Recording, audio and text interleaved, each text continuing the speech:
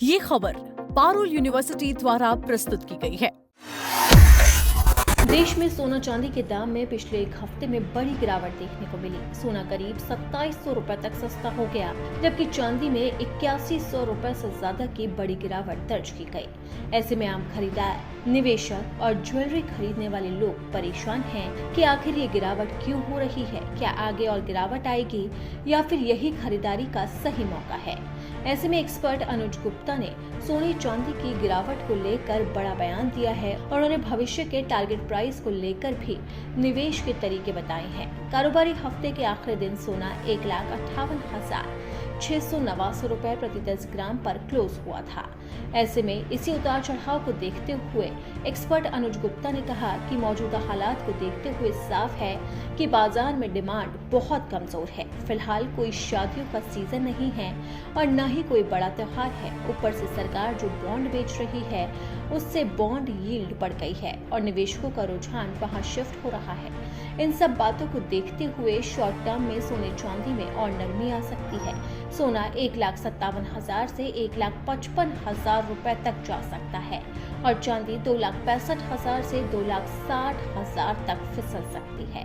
निवेशकों को मेरी यही सलाह है कि वो अपने सोने चांदी को होल्ड रखें, यानी बेचे नहीं। अगर आप इतिहास उठाकर देखेंगे तो जब भी कोई बड़ी वैश्विक मंदी या युद्ध जैसे हालात बने हैं, उसके बाद सोने ने हमेशा बहुत तगड़ा रिटर्न दिया है। ये मौजूदा गिरावट शॉर्ट टर्म है, लॉन्ग टर्म में सोना भविष्य बेहद सुरक्षित है।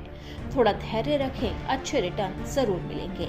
इसी के साथ ही एक्सपर्ट अनुज गुप्ता ने कहा है कि जो लोग पिछली तेजी में खरीदारी करने से चूक गए थे, उनके लिए ये गिरावट एक बेहतरीन मौका लेकर आई है। लेकिन ध्यान रहे, सारा पैसा एक साथ न लगाएं। मेरी सलाह होगी कि आप थोड़ा सा इंतजार करें और जैसे जैसे कीमतों में और गिरावट आए, वैसे वैसे छोटी छोटी क्वांटिटी में सोना चांदी अपने पोर्टफोलियो में जोड़ते जाएं। टुकड़ों में की गई खरीदारी हमेशा से फायदेमंद रहती है। एक्सपर्ट अनुज गुप्ता ने कहा है कि ये सोचना बिल्कुल गलत है कि तांबा या कोई भी और बेस मेटल अगला सोना बन जाएगा। दोनों बिल्कुल अलग चीजें हैं। सोना चांदी एक एसेट क्लास है जिसमें समय के साथ वैल्यू कम नहीं होती। आज लिया गया सोना 10 साल बाद भी कीमती रहेगा, लेकिन बेस मेटल्स इंडस्ट्रियल प्रोडक्ट है। ये सिर्फ शॉर्ट टर्म ट्रेडिंग या फिर हेजिंग के लिए ठीक है, लॉन्ग टर्म इन्वेस्टमेंट के लिए नहीं।